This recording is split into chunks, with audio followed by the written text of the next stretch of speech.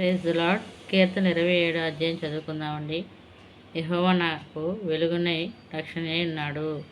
నేను ఎవరికి భయపడుదును? యెహోవా నా ప్రాణదుర్గం, ఎవరికి వెళుతును?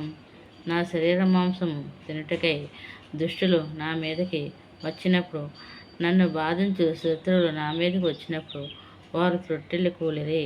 నాతో యుద్ధము చేయుటకు దండు దిగినను నా హృదయము భయపడదు. నా మీదికి యుద్ధము రేగినను దీనిలో నేను ధైర్యము విడవకుందును. యెహోవా యొద్ద ఒక వరం అడిగితిని, దాన్ని నేను వెదుకుచున్నాను. యెహోవా ప్రసన్నతను చూచుటకును, ఆయన ఆలయంలో ధ్యానించుటకును నా జీవితకాలం అంతయు నేను యెహోవా మందిరంలో నివసింపకోరుచున్నాను.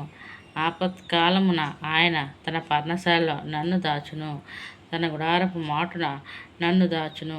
ఆశ్రయదుర్గం మీద ఆయన నన్ను ఎక్కించును.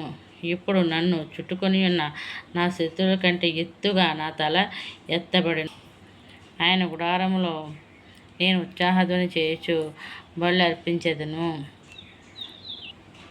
నేను పాడెదను, యెహోవాను గూర్చి స్తుతిగానం చేసెదను. యెహోవా, నేను కంఠధ్వని ఎత్తి నిన్ను ప్రార్థించినప్పుడు నా మనవి ఆలకింపుము. కరుణతో నాకు ఉత్తరమిమ్ము. నా సన్నిధి వెదుకుడని నీవు సెలవీయగా, యెహోవా నీ సన్నిధి నేను వెదకుదునని నా హృదయం నీతో అనెను. నీ ముఖమును నాకు దాచకము, కోపము చేత నీ సేవకుని తోలివేయకము. నా సహాయుడు నీవే, రక్షణకర్తవగు నా దేవా, నన్ను దిగనాడకము, నన్ను విడవకము. నా తల్లిదండ్రులు నన్ను విడిచినను యెహోవా నన్ను చేరదీయును. యెహోవా నీ మార్గమును నాకు బోధింపుము.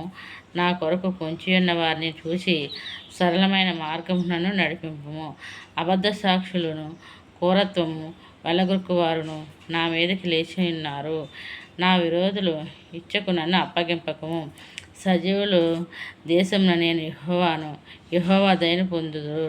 నన్ను నమ్మకము నాకు నా లేని ఎడల నేనేమవుదును? యెహోవా కొరకు కనిపెట్టుకొని ఉందును. ధైర్యం తెచ్చుకొని నీ హృదయమును నిబ్బరంగా ఉంచుకొను. యెహోవా కొరకు కనిపెట్టుకొని ఉండుము. ఈ వాక్యం దేవుడు తన వినుపుల్లో దీవించునుగాక.